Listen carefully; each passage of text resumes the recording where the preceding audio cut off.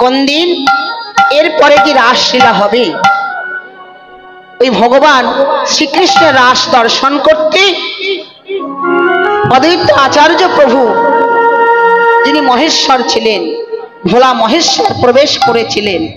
সেখানে ভগবান ওই মহেশ্বরকে অভিসম্পদ করেছিলেন, অভিশাপ দিয়েছিলেন।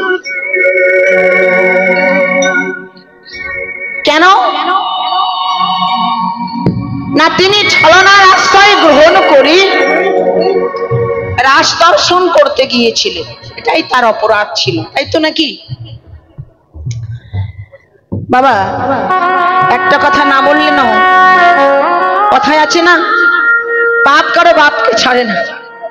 তার প্রমাণ আমার ভগবান, তিনিও প্রমাণ দিয়েছেন, তাই নাকি? না হলে আজকে জরাগাদের হাতে কি ভগবান শ্রীকৃষ্ণের মৃত্যু হতো? সবই লীলা। যেমন কর্ম করবেন, আমরা যেমন যেমন কর্ম করব, কর্ম অনুযায়ী ফল আমাদেরকে ভোগ করতেই হবে। তাহলে ভগবানের অভিসম্পদ পেলেন কে? ভোলা মহেশ্বর।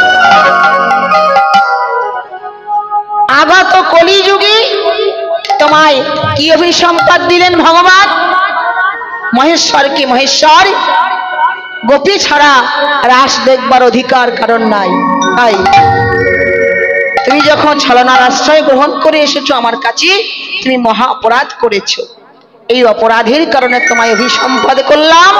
আগত কলিযুগে তোমায় মানব কুলে জন্মগ্রহণ, আগত কলিযুগে মানব কুলে তোমায় যেতে হবে। এই অভিসম্পদ যখন পেলে, তখন মহেশ্বর ওইখানে দাঁড়িয়ে প্রতিজ্ঞা করেছিলেন, ভগবান আজ যখন তুমি আমায় অভিসম্পদই করেছো, তখন আমিও এইখানে দাঁড়িয়ে প্রতিজ্ঞা করলাম, আমি যদি তোমার আগে চলে যাই মানব কুলে, আমি কিন্তু তোমাকে এখানে ভগবান হয়ে থাকতে দেব না।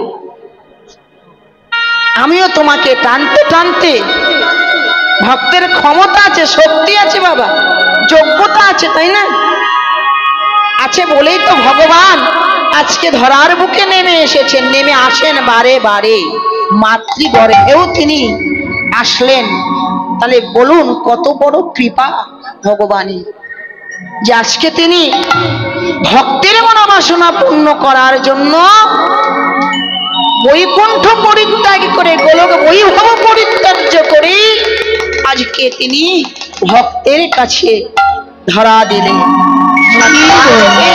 বন্ধুরূপে, শাখারূপে, প্রভুরূপে, প্রতিরূপে দেখা দিলেন। মহেশ্বর বললেন, ভগবান তোমায় ছাড়ব না, তোমাকেও যেতে হবে। তাই সেই ভগবানের কথা মতো ভক্ত চলে আসলেন আগে, আর ভক্ত ডাকতে শুরু করলেন ভগবান। সে তো আপনারা জানেন, তাই না? একটি করে তুলসী পত্র ভাষ্যে দিতেন, যিনি হলেন অদ্বৈত আচার্য। এই অদ্বৈত আচার্য তিনি কিন্তু ভোলা মহেশ্বর। তিন যুগের ভোলা মহেশ্বর কলিযুগে অদ্বৈত হয়ে তিনি এসেছেন সুধাম নদীয়ার বুকে।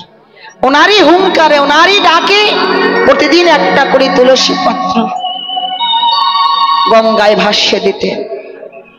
প্রভু কলি ঘোর তিমির গরাশাল জগজনে, ধর্ম করম রহুদু, কৃপা কি হবে না দয়া? কৃপা কি হবে না?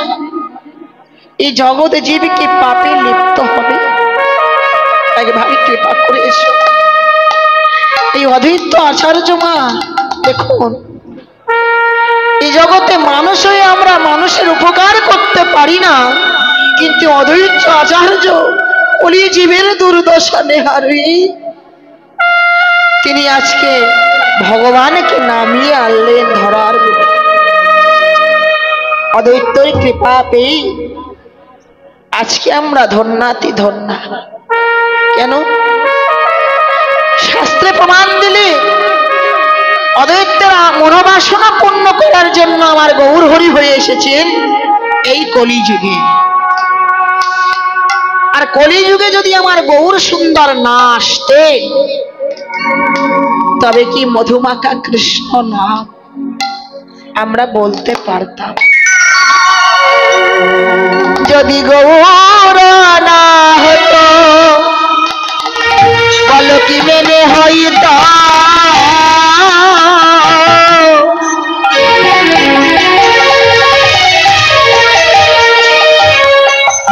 মেনে ধরতাম যদি গৌরী না হতো।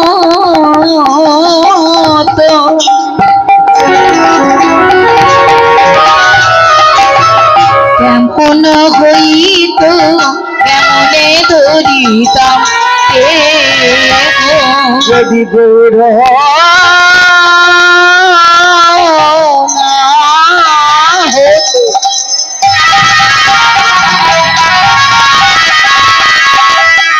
কি মেনে হইত, কেমন ধরতাম যদি গৌরী না হইত।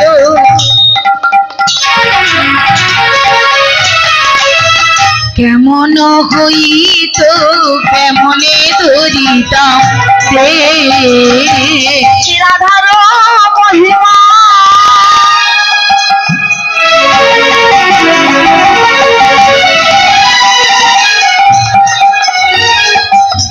রাধার মহিমা প্রেম রস সেবা, রাধার মহিমা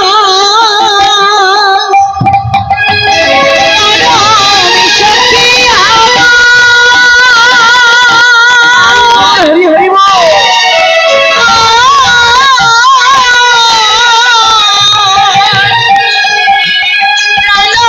সখী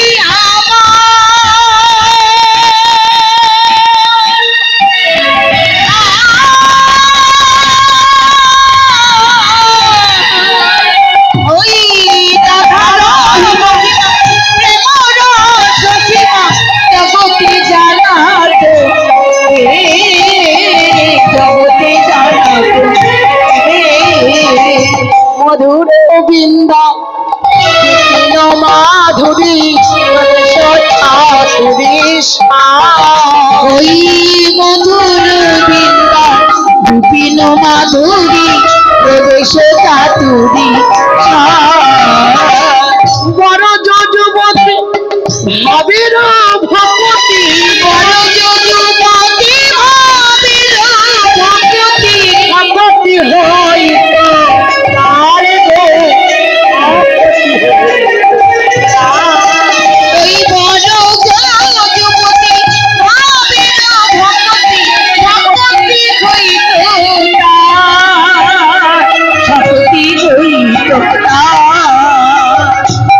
বলো বলো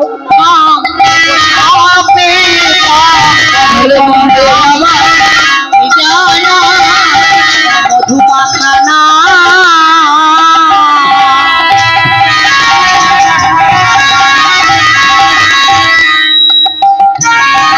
কোথা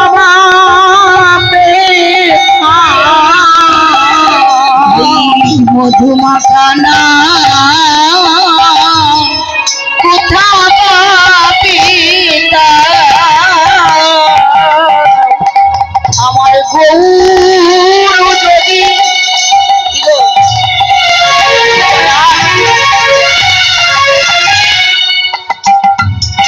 আমার গৌর যদি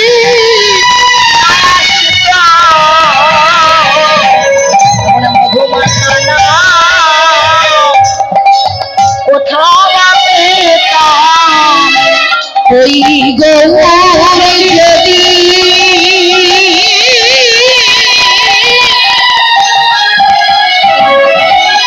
না আসিত মধুমাখানা কোথা পেতাম কেমনে যাবি যোগ্য করিতাম মধুমাখানা কোথা পেতাম গৌরী যদি না জানাতো রাধার নাম কোথায় পেতাম জগতে জানাতো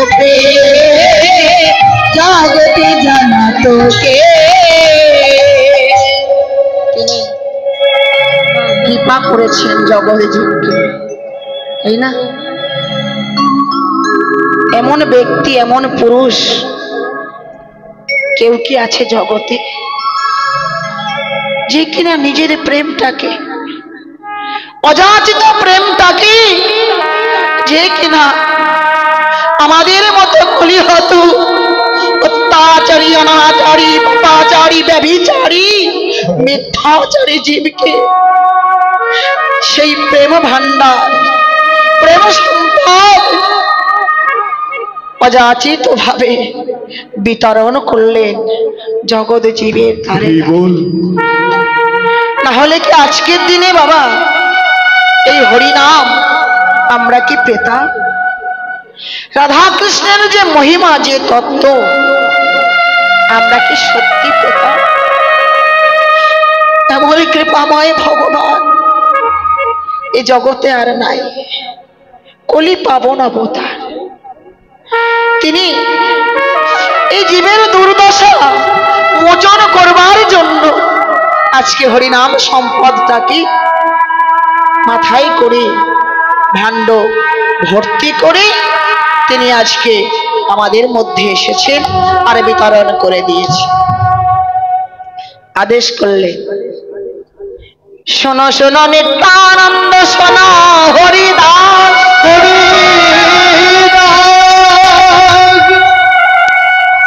সর্বত্র মরয়াজ্ঞা করহ প্রকাশ। কি আজ্ঞা? কি আজ্ঞার কথা বললাম আপনারা সবাই জানেন এ কথা, তাই না?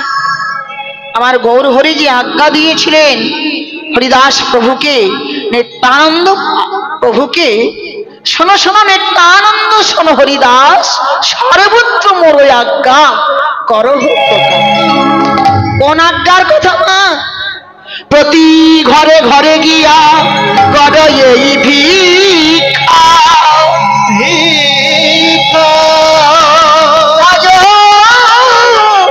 কৃষ্ণ কহ কৃষ্ণ, একেবারে লহ কৃষ্ণ, লহ কৃষ্ণ, লহ কৃষ্ণ শিক্ষা।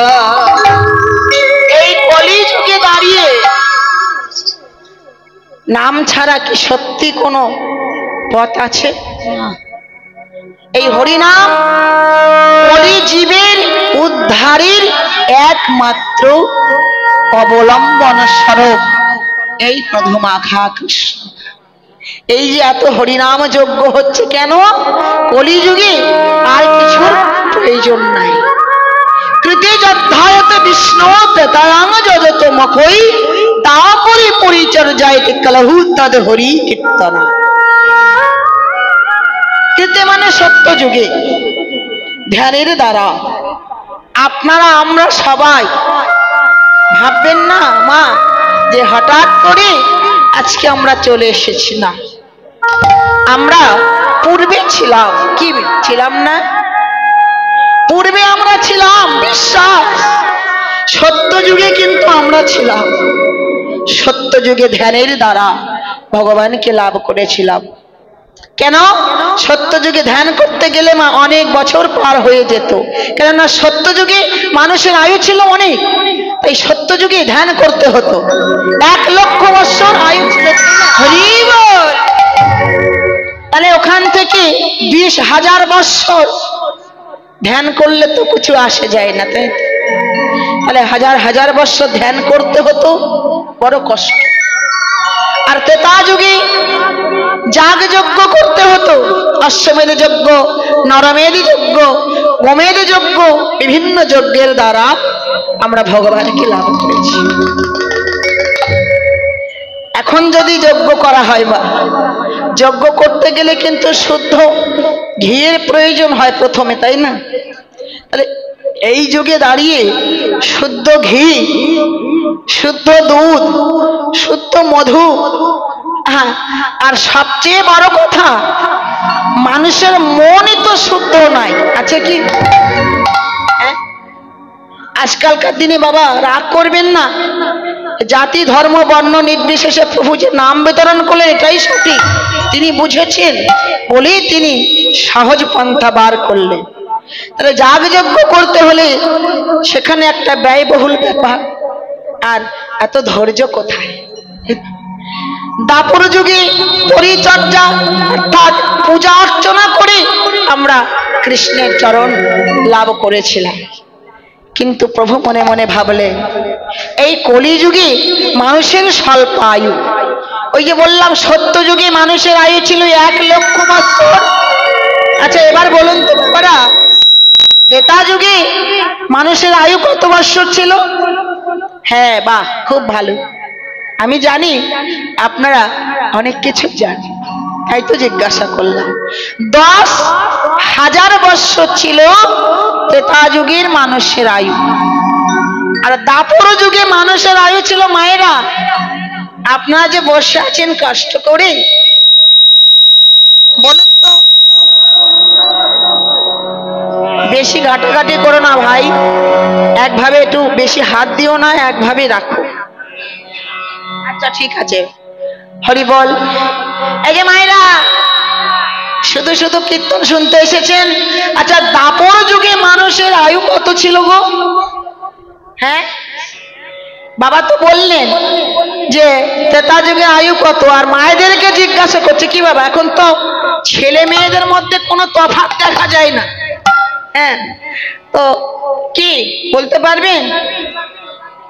1,000 বৎসর আয়ু ছিল দাপর যুগে, তাই তো? আর কলি যুগের কলি জীবের আয়ু কত বৎসর গো? এটা তো জানা আছে? হ্যাঁ বাহ, হরি বল, এটা জানা। 120 বৎসর আয়ু, কিন্তু গড় আয়ু হিসাব করলে 100 বৎসর কলি যুগে প্রত্যেক জীবের আয়ু। কিন্তু এখনকার দিনে বাবা লক্ষ্য করবেন, কজন ব্যক্তি 100 বৎসরে চলে যায়? পায় বয়স এখন কেউ বা 50, কেউ বা 60, কেউ বা 40, কি তাই তো? কখন যে কার ডাক চলে আসবে। আগেকার দিনে একরকম ছিল, দেখবেন মায়েদের মাথায় কত কালো কালো চুল, বাবাদের মাথাতেও চুলটা এত তাড়াতাড়ি ঢেকে যেত না, যেত কি? কিন্তু এখনকার দিনে দেখবেন বার্ধক্য নেমে এসেছে 20 বৎসরে, গৌর হরি বল, কি তাই তো? দেখবেন 30 বৎসর বয়সের ছেলেদের, বিশেষভাবে ছেলেদের দিকে বলি, সব চুল পেকে যাচ্ছে। তাহলে কি মনে হয় সংকেত চলে আসছে না? তাহলে আয়ু কি আমরা 100 বৎসর পাবো? হ্যাঁ মনে মনে হচ্ছে যে এখন আমরা থাকবো, এখন বড় জোর 50 থেকে 60 কিংবা 65, 70 আর পেরোবে না, তাই তো?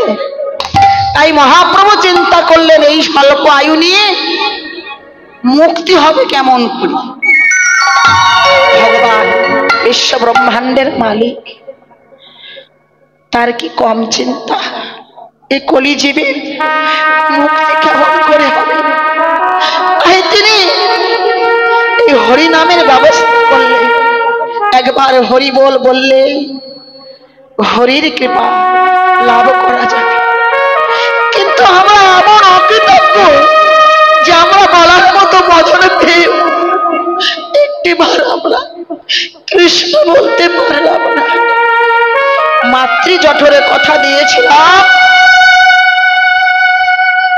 আমরা কেমন ভাবে ছিলাম, হেড মুন্ডে, মাথাটা ছিল নিচের দিকে, আর চরণ দুটি পদ দুটি ছিল উপরের দিকে। কত যন্ত্রণা বলুন তো মা। গর্ভের ভিতরে 7 মাস যখন বয়স হলো, সেই 7 মাস বয়সে আমরা চক্ষু পেলাম মাতৃগর্ভে। প্রত্যেকটা জীবের একই দশা। যেদিন আমরা নয়ন পেলাম গর্ভের ভিতরে, সেদিন দেখতে পেলাম গর্ভের ভিতরে কৃমি কীট বাস করছে। সেই কৃমিকীট নিত্য নতুন দিন, প্রত্যেকটা দিন কৃমিকীট দংশন করছে এই মানব দেহটাকে দংশন করছে। তাই সেই রক্তের মধ্যে, সেই জলের মধ্যে, বিষ্ঠার মধ্যে আমরা ভগবানকে ডাকতে শুরু করলাম। প্রথম গর্ভের গোবিন্দ,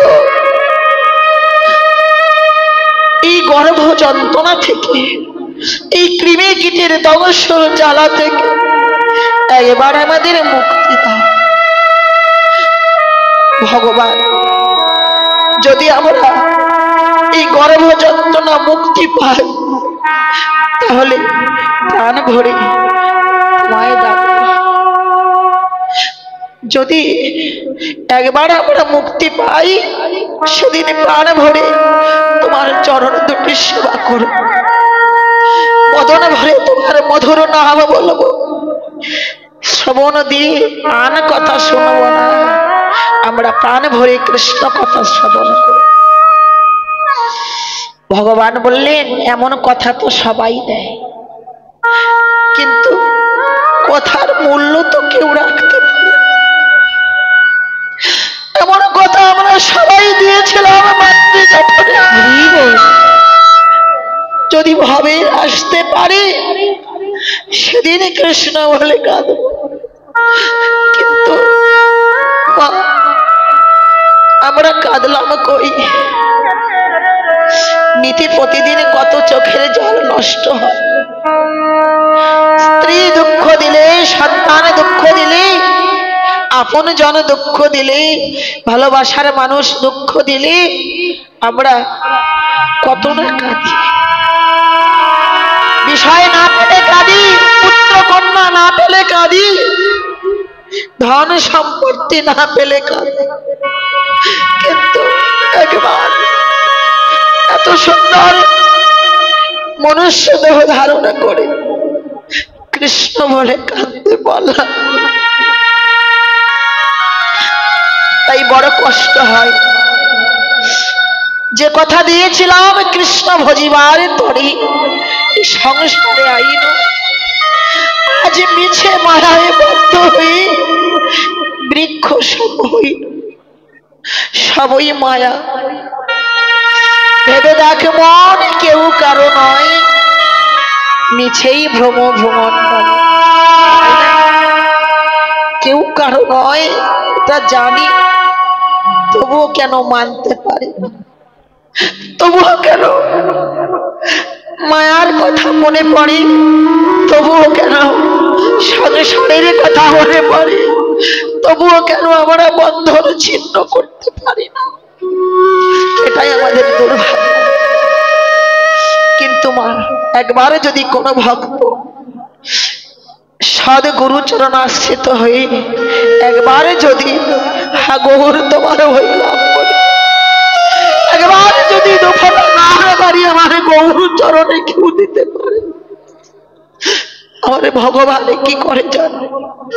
সেই ভক্তকে আপন করবার জন্য নিজেই 10 ফোঁটা নামে বাড়ি বরিষ্কার করি, সেই ভক্তকে আপন বক্ষে, চরণে নয়, চরণে নয়। ভগবান বলেন, ওগো ভক্ত, তোমাদের স্থান চরণে নয়, আমার এই বক্ষে।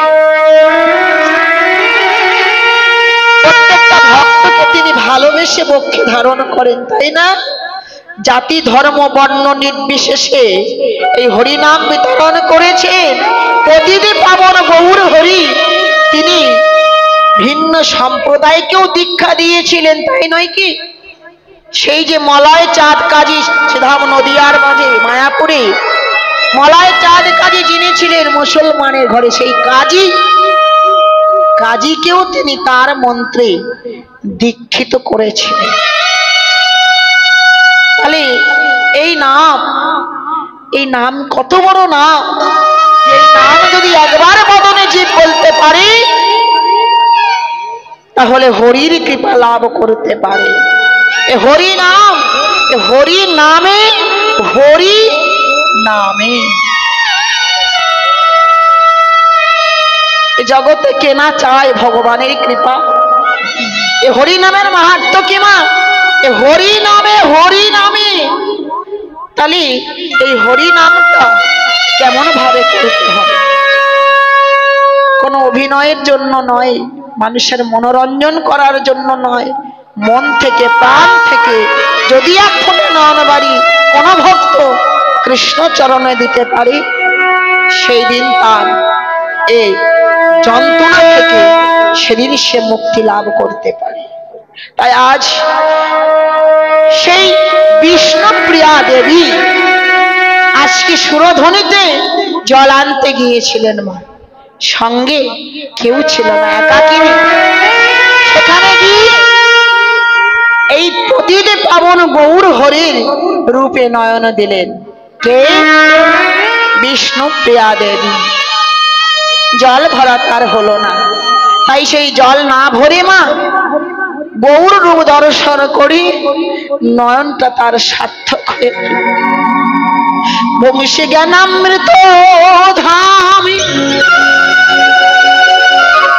সে যে লাবণ্যামৃত জন্মস্থানে যে না হারে সচাদ বয়ান। কি বললেন? বংশী জ্ঞানামৃত ধাম লাবণ্যামৃত জন্মস্থান যে না হারে সচাদ বয়ান। তার মুন্ডে পড়ুক বাজ সে নয়নে কি বা কাজ, সে নয়ন রহে কি কারো। কি গো, এত সুন্দর নয়ন পেয়ে যদি গৌর দেখাই না হলো? হ্যাঁ, সবাই তো যমুনায় যায়, গঙ্গায় যায় গো, হ্যাঁ, সবাই কি দেখতে পায়?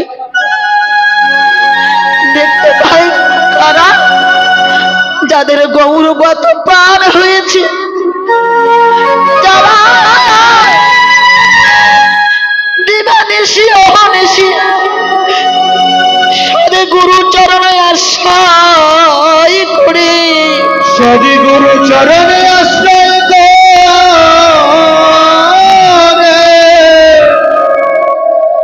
যারা একবার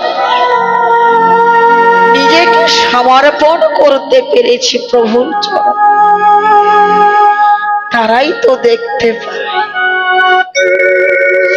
শুধু কি নদিয়া নাগরী দর্শন করে না, যাদের গৌরগত প্রাণ হয়েছে, যারা আমার গৌরকে ছাড়া আর কিছু ভাবিতে পারে না গো, যারা সদাই গৌর বলে কাঁদে, আরে বলে হে গৌর হরি, হে গৌর হরি,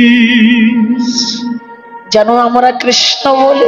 কি গো, ভগবান এসেছেন নিজে হরি হয়ে হরি নাম বিতরণ করছেন, নিজে কাঁদছেন কৃষ্ণ বলে। তাহলে আমাদের করণীয় কি?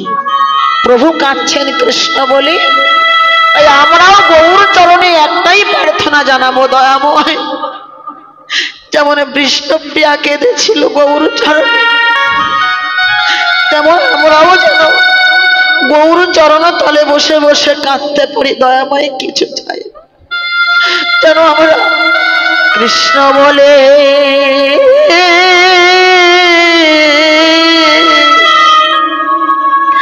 যেন কাঁদিতে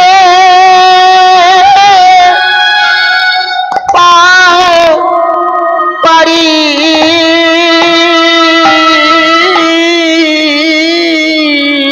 যেন কৃষ্ণ বলে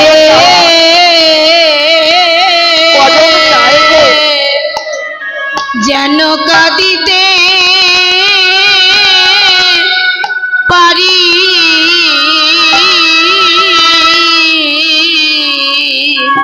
প্রভু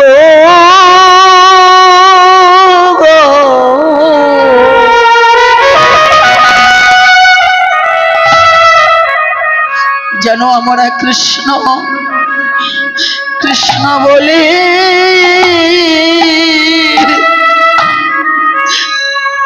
যেন কাঁদিতে পারি। পারি। ওহে প্রভু হে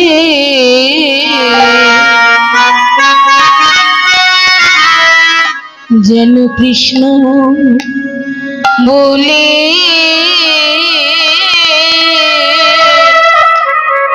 যেন কাঁদিতে পারি।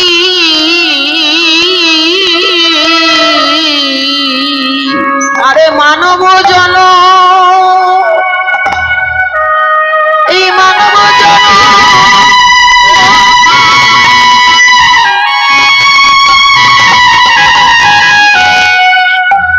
আরে হয় কি, আরে হয় কি না না হয়। যেন কৃষ্ণ বলে যেন কাঁদিতে পারি।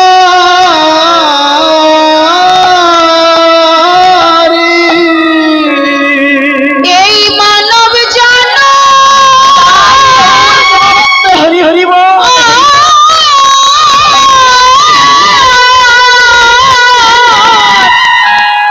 এই মানব জন আমাদের ঘয় কি না হয়।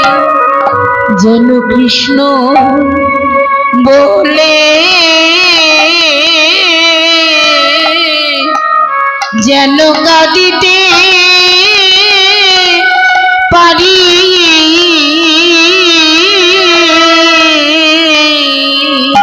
যেন ভক্ত সঙ্গ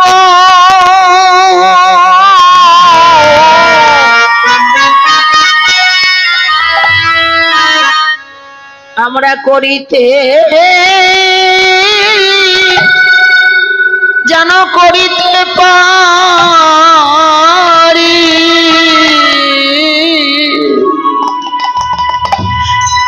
আমরা যেন কৃষ্ণ কৃষ্ণ বলে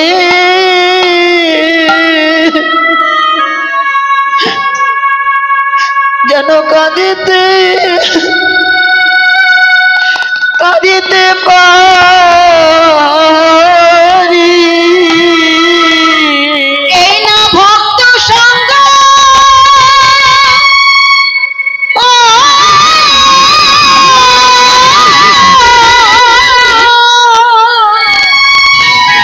এই না ভক্ত সঙ্গ করিতে পারি। যেন কৃষ্ণ বলে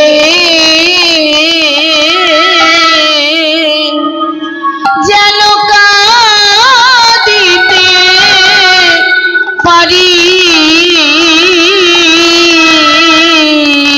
বলে আর কি ভাগ্যে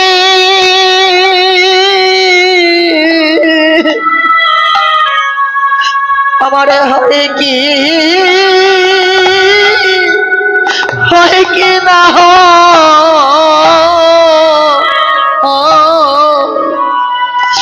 যেন কৃষ্ণ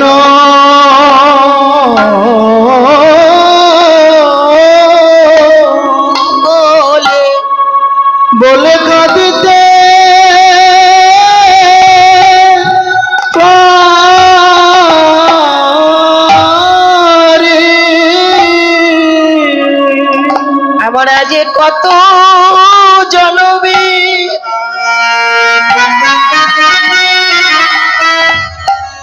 কত জনমের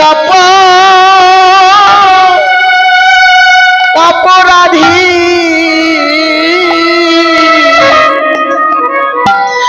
যেন একবার কৃষ্ণ কৃষ্ণ বলে যেন কাঁদিতে পারি। ওই কত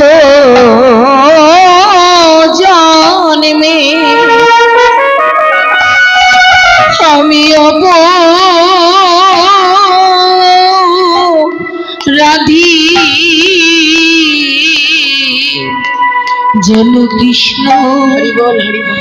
বলে যেন কাঁদিতে পারি এ মানব জনম 84 লক্ষ জনমের মধ্যে 80 লক্ষ জনম বিভিন্ন কুলে ভ্রমণ করলাম, 4 লক্ষ বার সাধের মানব জন্ম পেলাম। আচ্ছা, আপনারা কি কেউ বলতে পারবেন যে এই জন্মটাই আমাদের শেষ জন্ম নয়? কে বলতে পারে যে এর পরে আমরা আবার মানব হয়ে জন্মগ্রহণ করব? কি বলা যাবে? আমরা কি বলতে পারবো মা যে আবার আমাদের যে জন্মটা আসবে আমরা এই মানব রূপে জন্মগ্রহণ করতে পারবো? বলছে যদি তোমাদের কর্ম ভালো থাকে তাহলে হয়তো মানব কুলে আসতে পারবে, আর যদি তোমাদের কর্ম ভালো না করতে পারো, আমরা যদি কর্ম ভালো করতে না পারি, তাহলে আবারও সেই 80 লক্ষ জন্মে আবারও আমাদের ভ্রমণ করতে হবে। তাহলে মা হরি বলার জনম আর কি পাওয়া যাবে? কত রাত তো চলে যায়, যায় না মা? যখন ঘরে সন্তানদের অসুখ করে তখন আমার মায়েরা ওই সন্তানদের কপালে জলপটি দেয়, মাথায় হাওয়া করে, সেবা করে। পরিজনদের অসুস্থ হলে আমরা করি না মা? কিন্তু আজকে দেখুন ওই ঝড়ের ভয়ে ভক্ত সব ঘরে চলে গিয়েছে, তাই না? আজকে ঝড় হবে রাত্রি 12টা কিংবা 1টার থেকে মনে হয় বাংলাদেশে এইদিকে আসতে পারে। আমাদের ওইখানে শুরু হয়ে গেছে গতকাল থেকে। তো এই ঝড়ের ভয়ে আমরা যে ঘরে যে চলে যাচ্ছি বা গেলাম, সেই ঘরে কি আমাদের থাকা হবে? ওটা কি প্রকৃত ঘর?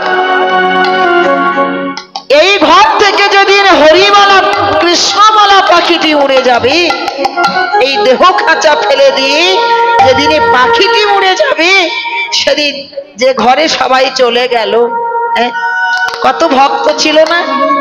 তাহলে ওই ঘর থেকে দূর দূর করে নামিয়ে দেওয়া হবে 5 তলা থেকে 4 তলায়, 4 তলা থেকে 3 তলায়, 3 তলা থেকে 2 তলায়, আর 2 তলা থেকে নামিয়ে দেবে 1 তলায়। তারপর কোথায় আসবো? তারপরে নামাতে নামাতে নামাতে নামাতে অবশেষে নামিয়ে দেবে ওই যে তুলসী তলায়। তাহলে কত রাত তো চলে গেল, কত রাত তো ঘুমিয়ে পার করে দিলাম। 1টা 2টো রাত, কটা রাত না হয় জেগেই কাটিয়ে দিলাম। কি ক্ষতি হবে মা? তাই আপনারা যারা বসে আছেন একটা কৃপা আপনারা অবশ্যই পাবেন। কেননা আমরা ভারত থেকে এসেছি, অল্প হলেও কিছু পারিশ্রমিক পাবো, তাই না? এত ঝড় ঝাপটা পাবো জেনেও আমরা এসেছি ভিসা করে, যে যাই একটু ভক্ত সঙ্গ করে আসি, 2টো পয়সাও তো পাবো কি? কিন্তু আপনারা যে বসে আছেন পাবেন টাকা পয়সা? তাহলে লাভটা কাদের হচ্ছে বলতে পারবেন? আপনারা যে কষ্ট করে বসে আছে, লাভটা কাদের হচ্ছে? আমাদের না আপনাদের? তাহলে আপনাদের লাভ হচ্ছে। এবার ভাবুন, এ জগতে লাভ কে না চায়? সবাই তো চায়। কেউ চাইবো যে আমরা লস করি? কেউ চাইবো না। এই জন্য বলবো যারা বসে আছেন কৃপা হবে। ভগবান বললেন যে করে আমার আশ তারে করি সর্বনাশ, তবুও যদি না ছাড়ে পাশ, হই তার মই শ্রী চরণে। কৃপা পেতে হলে কিছু না কিছু করতেই হবে। কর্ম না করলে সত্যি কি ফল পাওয়া যাবে? আজকে যে বসে বসে আপনারা কর্ম করছেন, এই নববিধা ভক্তির মধ্যে যে লক্ষণটি আপনাদের মধ্যে লক্ষ্য করা যাচ্ছে, সেই ভক্তিটির নাম যেন কি? সেবানম। নববিধা ভক্তির মধ্যে প্রধান এবং প্রথম ভক্তি কি? সেবানম। তারপর কীর্তনং, যেটা আমরা গাইছি, বিষ্ণু শরণম পাদ সেবানং অর্চনং বন্ধনং দাস্যাম সখ্যাম আত্মনিবেদনম। এই হচ্ছে নববিধা ভক্তি। এই ভক্তির বাইরে যদি কেউ শক্তির জোর দেখায় তাহলে কি হবে? যেখানেই যান না কেন কোনো না কোনো ভক্তি আপনাকে অবলম্বন করতেই হবে। এখানে ভগবানকে পেতে হলে শুধুমাত্র চাই ভক্তি, শক্তির প্রয়োজন নাই। কার গায়ে কত শক্তি আছে, শক্তির জোর দেখালে ভগবানকে কেউ লাভ করতে পারবে না। চাই শুধু ভক্তি। এই ভক্তি কোথায় পাওয়া যায়? ভক্তি এই বাসরেই পাওয়া যায়। তাই আপনারা এসেছেন মা, এই রাত্রিটা জাগছেন, ভাববেন না যে বৃথা অপচয় হচ্ছে, না, এটা আপনারা কর্ম করছেন। ভগবান বললেন, ভগবান শ্রীকৃষ্ণ গীতায় বলেছিলেন তোমরা কর্ম করো। অর্জুনকে বলেছিলেন, অর্জুন তুমি কর্ম করো, ফলের আশা পরিত্যাগ করো। ফলাকাঙ্ক্ষা ভুলে গিয়ে তোমরা কর্ম করো, ফল অবশ্যই লাভ করতে পারবে। তাহলে এই যে আপনারা বসে আছেন, কেউ যেন ভাববেন না যে বেকার বেকার বসে আছেন। কি? হ্যাঁ, এটাও একটা কর্ম। এই বসে থাকার মতো কষ্ট আমার মনে হয় আর অন্য কাজে না। আমার এত কষ্ট হচ্ছে না যত কষ্ট আপনারা করছেন। লাভ আপনাদেরই হবে। আর গৌর কথা যে শ্রবণ করছেন, এই গৌর কথা তো যে সে ভক্ত শ্রবণ করতে পারে না। যাদের শোনার মতো কান হয়েছে, সবাই কি শুনতে পায়?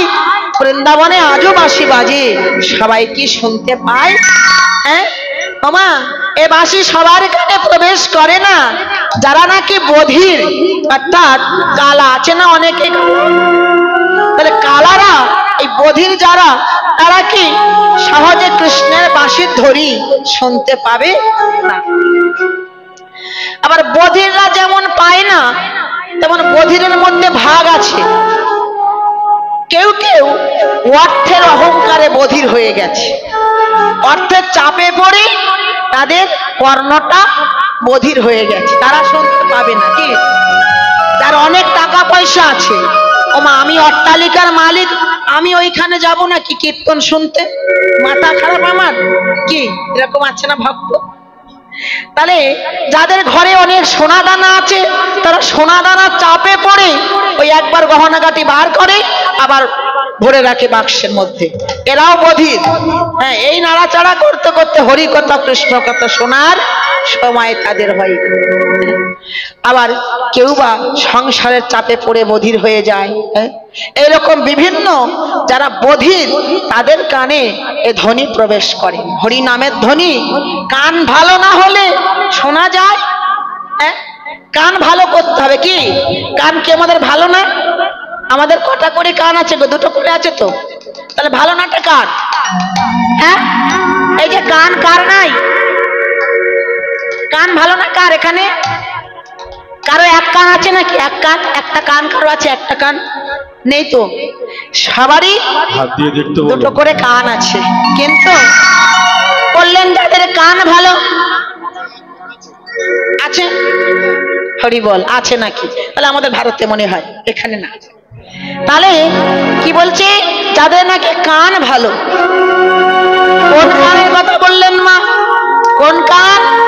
না, যারা গুরুর কাছে বসে বসে, হ্যাঁ, যারা উপাসনা স্বরূপ কৃষ্ণ নাম কর্ণে প্রবেশ করেছে, যাদের কর্ণে, হ্যাঁ, অপ্রাকৃত শিষ্যের কর্ণজনী শ্রী গুরুদেবের জিহবা লিঙ্গ উভয়ে মৈথুনে কৃপাদিষ্টে ভবেদ গর্বে প্রেম ভক্তি সুতার নবে। তারাই তো শোনে, তাই তো? যাদের গুরু কৃপা হয়েছে তারাই তো আমার গৌর কথা শুনতে পায়, তাই না কি বাবা? যার তার কানে শোনা যায়, যে সে শুনতে পারে। গৌর কৃপা না হলে গৌর কথা শোনা যায় না। কি তাই তো? তাহলে এই যে গৌর রূপের বর্ণনা, বিশেষ করে রূপের বর্ণনা, এটা এমন একটা সময় রাত্রি 10টা থেকে 2টো পর্যন্ত মানুষের যখন খিদে পেয়ে যায়, ঘুম পেয়ে যায়, তখন আর কিছুই ভালো লাগে না, লাগে কি? কিন্তু যারা ভজন করার ব্যক্তি, একেবারে ভিতরের তত্ত্বের কথা বলছি মা, অনেকে যারা মালা জপ করেন, এই যে আমার দাদা ভাই করছেন, যারা মালা, যাদের মালা বাকি থাকে না, তারা তখন কি করে, রাত্রি বসে বসে সবাই যখন ঘুমিয়ে পড়ে, এই ভজন করা, ভজন এমন একটা বিষয় যে ওই মালাখানি রাত্রি জেগে জেগে সেই মালাখানি সম্পূর্ণ করে তারপর সে ঘুমাতে যায়। এটাই বলা হয় গৌর কৃপা ভজন, তাই না? মানে এইরূপ ভাবে যদি আমরা একেবারে ভজন করিতে পারি, তাহলে আর আমাদের এই গানে সেদিন আর অন্য কথা আমাদের প্রবেশ করবে না। 3 বাজলো মনে হবে খোল বাজছে, হৃদয় খোলটা বেজে উঠবে। যারা নামকে ভালোবাসে তারা ঘরে গিয়ে ঘুমাতে পারবে না। তারা মনে মনে করবে যাই একবার, যা হয় হবে, একবার যাই হরিবাস। এই জন্য তো আপনারা বসে আছেন। আর গৌর কথা শোনার ভাগ্য সবার হয় না। সেই বিষ্ণুপ্রিয়া গৌরূপ দর্শন করে এসেছে, একাকী বসে আছে। এমন সময় কাঞ্চনা এসেছে, কাঞ্চনা সে জিজ্ঞাসা করছে, প্রিয়া তুই মন খারাপ করে বসে আছিস, কি হয়েছে বল, আমার কাছে খুলে বল। আমি না তোর মরমের মরমি, আমি না তোর ব্যথার ব্যথি, আমি না তোর শিশুকালের খেলার সঙ্গিনী। বল বল একবার তোর মনের কথা আমার কাছে বল, আমি যদি শুনি তাতে তো কোনো দুঃখ নাই। এই মনের কথা মনে চেপে রাখতে নাই, কারো না কারো কাছে বলতে হয়। কিন্তু যার তার কাছে কি বলা যায় বাবা? তাহলে যার তার কাছে বলা যায় না। যারা মরমের মরমই হয়, যারা ব্যথার ব্যথী হয়, তাদের কাছেই তো বলা যায়। যেমন আপনারা শুনতে বসে আছেন বলেই তো আমি বলতে পারছি।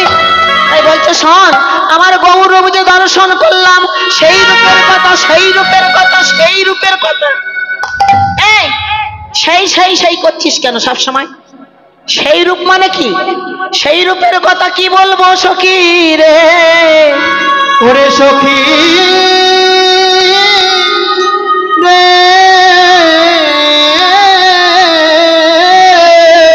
বলে হারি সেই রূপের কথা আমি কি করে বলবো?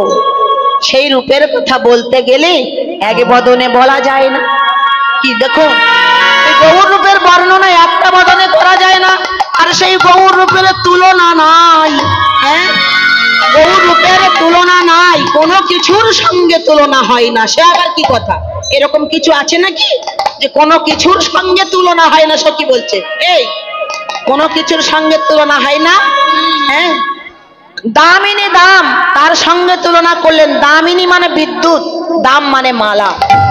বিদ্যুতের মালার সঙ্গে গৌর রূপের কিন্তু মা বিদ্যুতের মালার সঙ্গে তুলনা করে দেখা গেল যে আকাশের যে বিদ্যুৎ, সে বিদ্যুতে তাপ আছে, ব্যথা আছে, দুঃখ আছে।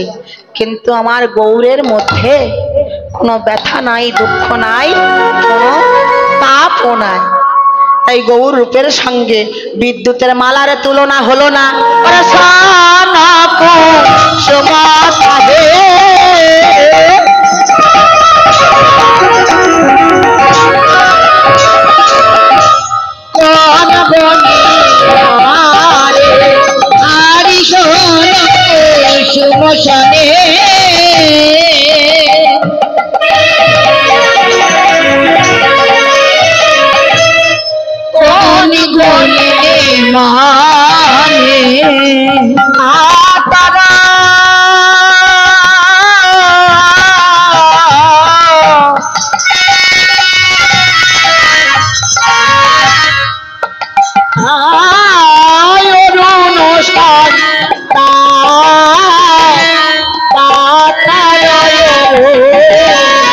সন্তান তা করো তাপদ তা করো সন্তান। এরূপের কথা বড় কঠিন, তবু একটু বলে যায়। শোন কুসুম কাকে বলা হয় না? রক্ত উৎপল, উৎপল মানে পদ্ম, লাল পদ্মের সঙ্গে, রক্ত পদ্ম মানে লাল, রক্ত উৎপল মানে লাল পদ্মের সঙ্গে গৌর রূপের তুলনা করলেন। এত সৌন্দর্য গৌর রূপ সেই লাল পদ্মের সঙ্গে তুলনা হলো না। প্রাতরায় অরুণ সন্তাপ, প্রভাতকালে যে অরুণ উদিত হয়, সূর্যদেবের বিশেষ তিনটি নাম। একটি অরুণ প্রভাতকালে উদয় হয়, আর একটি মধ্যাহ্নকালীন সময় সূর্য বা তপন, আর যখন ডুবে যায় রবি, তাই না? তাহলে সেই প্রাতর মানে প্রভাতের যে অরুণের কত তাপ বলুন তো। লাল গোলাকার হয়ে যে অরুণ উদয় হয়, সেই অরুণের সঙ্গে গৌর রূপের তুলনা হলো না কেন? ওই সূর্যের তাপ আছে, তাই না? কিন্তু আমার গৌর রূপের তাপ নাই, গৌর হচ্ছে শীতল। হ্যাঁ, তাহলে গৌর রূপে যে একবার নয়ন দিয়েছে, তার ভিতরে কোনো তাপ, কোনো কষ্ট, কোনো দুঃখ, কোনো জ্বালা আর থাকে না, সে একেবারে শীতল হয়ে যায়, তাই না? শুধু গৌরকে স্পর্শ করে নয়, গৌর ভক্তকেও যদি কেউ স্পর্শ করে, তারও দেহ প্রাণ মন শীতল হয়ে যায়।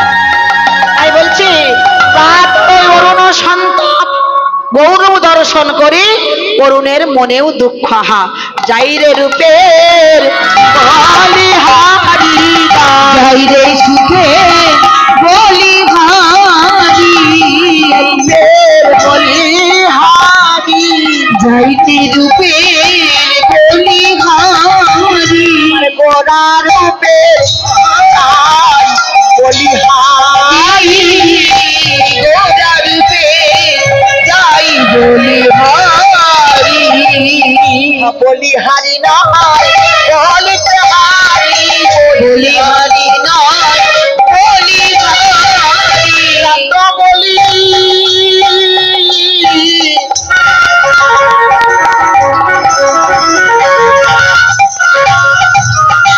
যত বলি হারি, গোরা রূপে বলিহারি, যত বলি ততই খারি, গোরা রূপে বলিহারি, গোরা রূপে যাই বলিহারি, গোরা রূপে যাই বলিহারি।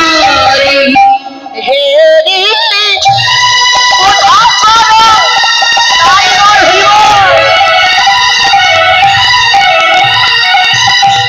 হেরি সুধা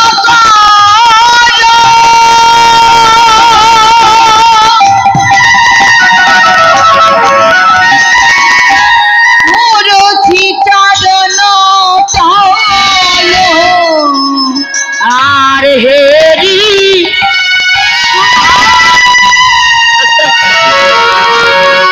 হেরি সুধাকর।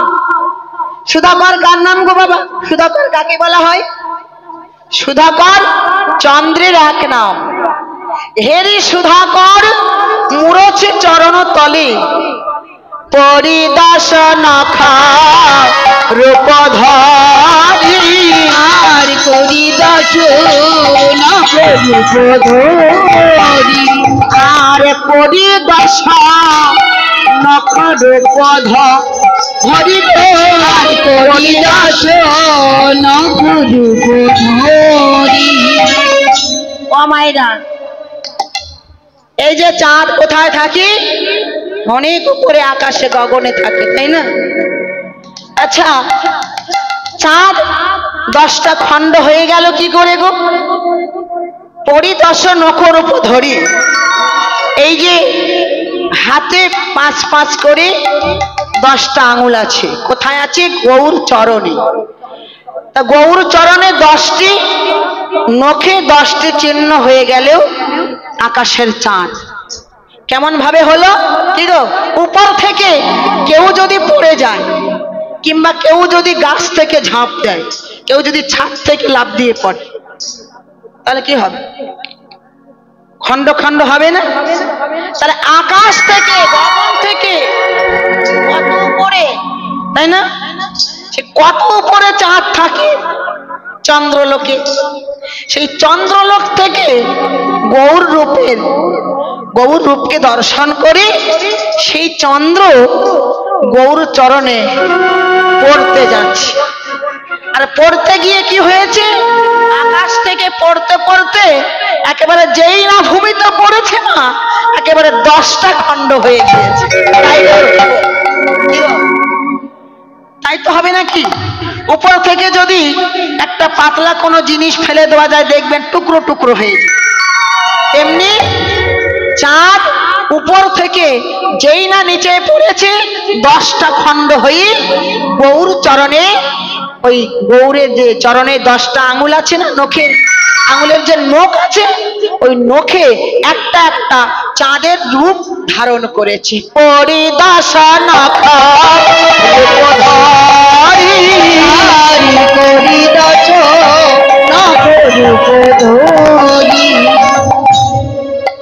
গৌর চরণে চাঁদ 10টি খণ্ড হয়ে গেল।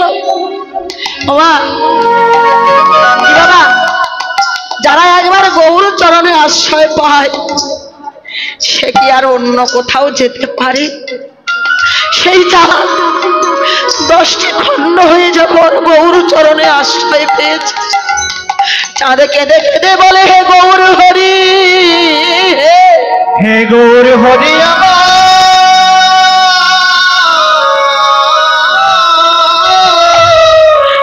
আমি কতদিন হতে আকাশ থেকে তোমার চরণ দর্শন করব বলি, তোমার চরণ সেবা করব বলে, তোমার চরণ পরশ করব বলে কত আশা নিয়ে বসে। কথায় বলে না, ব্রাহ্মণ হয়ে চাঁদে হাত দেওয়া যায়। তাহলে চাঁদের আশা হয়েছে সে গৌর চরণ সেবা করে, কিন্তু চাঁদ থেকে, সেই আকাশ থেকে কি সেবা করা সম্ভব? এই সম্ভব হলো না। একদিন ভগবানের কৃপায় সেই চাঁদ নিচে পড়ি 10 খণ্ড হয়ে আশ্রয় নিল গৌর চরণ। ছাড়া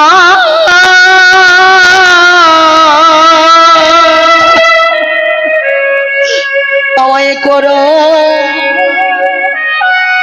না,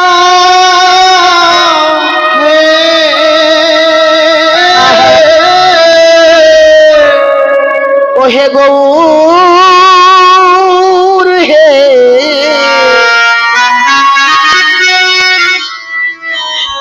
আমায় যেন চরণ ছাড়া। প্রভু, কতদিনের স্বপ্ন, আজ তোমার চরণ তলে আমি আসতে পেরেছি। আমি যে কত জনমে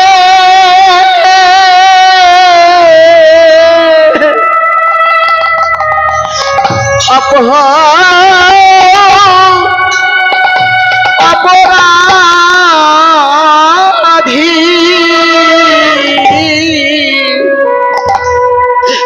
আমায় চরণে ছাড়া আমায় করো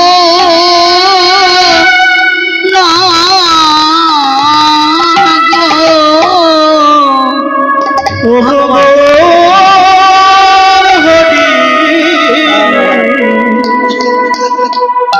যেন চরণ ছাড়া ছাড়া করো না গো। আমি বড়ই আশা নিয়ে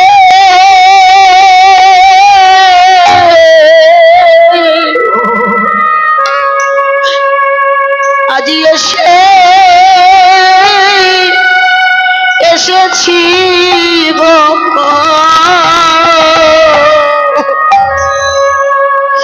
প্রভু তোমার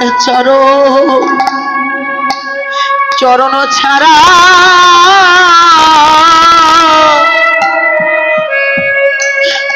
আমায় যেন করোনা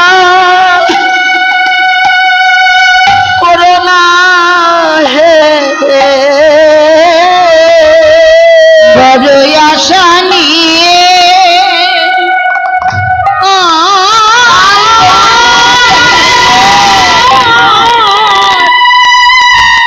আশা নিয়ে আমি এসেছি গো যেন চরণ ছাড়া